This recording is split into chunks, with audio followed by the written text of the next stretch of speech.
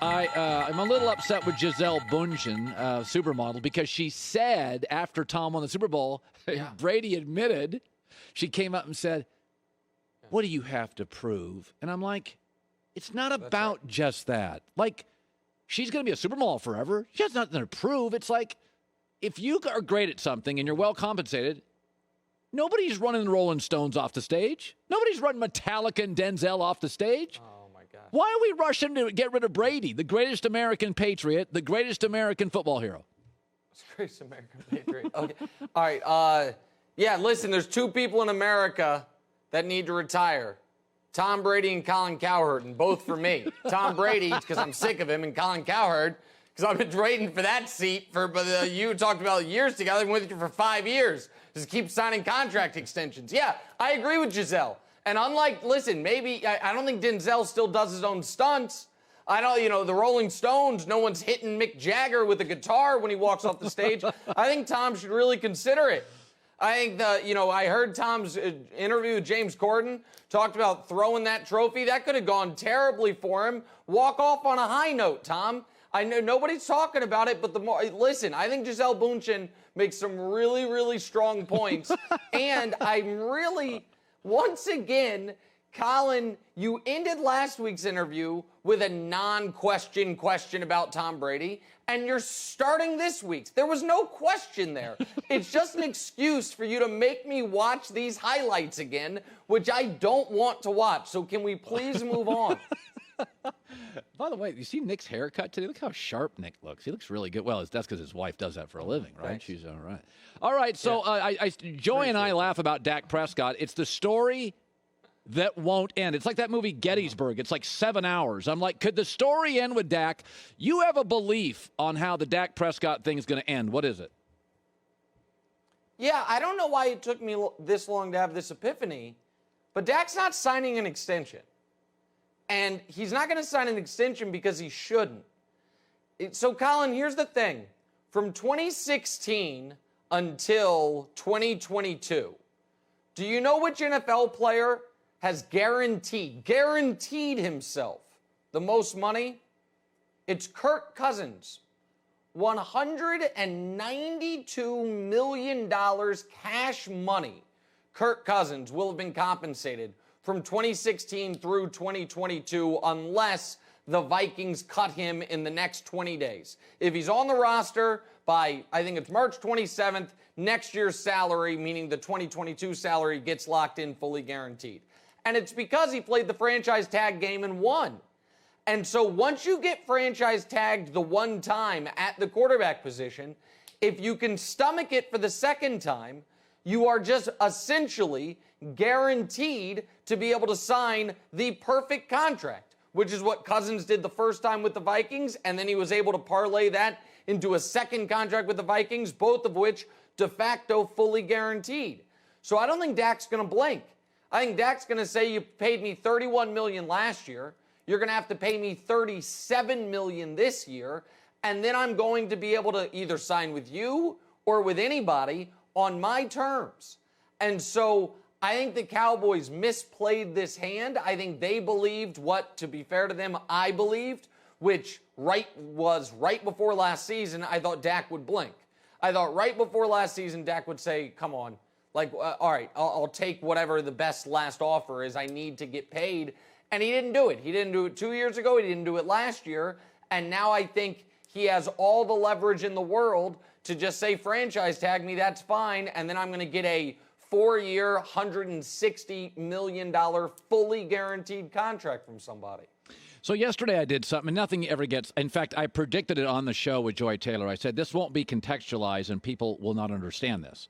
We were talking about Dak's contract, and I said, if you could pay people in order of what they're worth, and the worth would be on talent and then on value. Because let's be honest, Bill Belichick let go of a lot of talented people.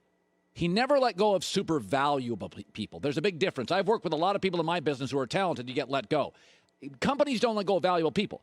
So I said, the Seahawks offense is so bad schematically, Seattle can't score without Russell. Brady wins you Super Bowls. We've watched the Packers without Aaron Rodgers. They can't win games. And Josh Allen, let's be honest, they were 20 years of nonsense. He's their best running back and their best quarterback. In the second tier, and I knew this would get people worked up, I put Mahomes. And here was my reasoning. Yeah. I said, he's more talented than all of them. But Andy Reid's won 13 playoff games without him. They beat the Vikings 2 years ago, a playoff team without him. They are so well coached. They have such good weapons. They would win games without him. They won the divisions without him. They just wouldn't win any Super Bowls. So his talent is an A+, but in terms of the franchise would be Titanic without him, no, they just wouldn't be special.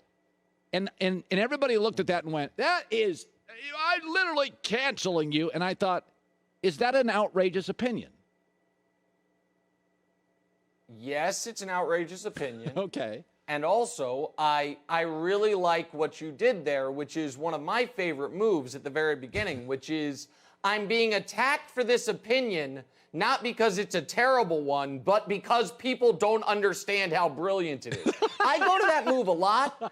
It's not always correct. Sometimes it's I'm being attacked for this opinion because the opinion's terrible. And you have recreated this Chiefs dynasty pre-Mahomes that didn't exist.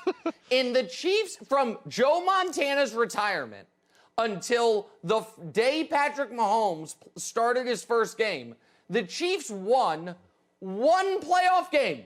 And it was against a Bill O'Brien coach team, so I don't know if it counts. They won one. Andy Reid, he wins divisions. Well, yeah, and he won one playoff game with Alex Smith. A single, solitary playoff game. And somehow you twisted the logic to where you could argue that Mahomes should be, if you were just doing it based on like salary, the Josh Allen thing, maybe, but if you're going to have Rodgers where he is, you cannot have Mahomes beneath him. So no, Colin, you were not attacked for this because it was, you got unfairly edited on Twitter. You were attacked for this because it's wrong. All right. And dare I say, I think you need to issue an apology because I'm not for canceling people, but I think this is cancelable. I really do. I think it's such a bad opinion. And finally, you are more stylish than me. I'm not real, I'm an accountant who has a talk show. I like business. You're bored to death with it. You've got a lot of flash and sizzle. You're the Zach Levine of talk show hosts. I'm the Chris Paul. But here's the thing. Chris Paul goes to Phoenix. They were a mess forever. Take LeBron out of the league. There's an argument to be made. The only people that show up on People magazine don't have their act together. They sell magazines. Don Cheadle and Ed Norton never end up on it. Chris Paul, similarly. We don't talk about him. He's not good on YouTube. He's not good on the highlights. Since Blake Griffin and him divorced, he's got 20 playoff wins. Blakester, nothing. When are people going to get Chris Paul? How is Phoenix now the second best team in the West? How? It's the same crappy roster, couldn't win. This is a good opinion. Dare I say a great opinion. This is why I would argue, and nobody agrees with me on this, that at the All-Star break, if we're doing MVPs, you have LeBron and Embiid battling for the top spot. If I had a ballot, Chris Paul would be third. Don't care what his stats say. Don't care that he averages in the low teens in points. This guy impacts winning as much as anyone in the league not named LeBron James. Yeah. You absolutely are correct. The gaudy numbers are not there, but he understands how to control games. He understands how to help get the most out of his teammates. He is as good at the end of games as anybody. Look, Oklahoma City last year was supposed to be tanking. Yeah. He dragged them to the postseason. Everyone was in love with the Suns because they went 8-0 in the bubble. They were so bad last year that they went 8-0 in the bubble and didn't even make the play-in game because their record pre-bubble was so egregious. He is the difference. So this, I 1,000% agree with you on. I think you can make the argument he is the second greatest truly small guy in NBA history behind only the original Isaiah Thomas. Yeah. And by the way, there are a lot of similarities to him and Zeke, which is the numbers don't show you their true impact and control of a basketball game. So on the Chris Paul thing, I 1,000% agree with you. I don't know why Zach LaVine and I got drive-by'd on that, but I'll set that aside. I agree with you 1,000% on Chris Paul. The minute that came out of my mouth, I felt terrible. Because Zach LaVine's from the Northwest, so I always kind of root for him, and you're my friend. That was kind of a terrible thing to say. Yeah, you're talking extemporaneously, and sometimes stuff comes out you feel bad about. It happens. It's 5 years, by the way. When you're talking about people being with you, I thought about this. Coming up April, it's me and my wife's, I should know this, 8th-year anniversary, but it's your and my 5-year anniversary. How about that? You mean you coming on the show? You're never going to boo me. Boo! Yeah, you and I. 5 years in April. Yeah. Wow, that's something. Hey, I'm not leaving you, and you're not booing me. That's something. It's something. I don't know what it is, but it's something. I'll talk to you later. All right, buddy. Nick Wright, first things first. Hi, everybody. Thanks for watching. Subscribe here to get the latest from the show. Also, be sure to check out more of the best clips from The Herd or go watch a few segments from other shows on FS1.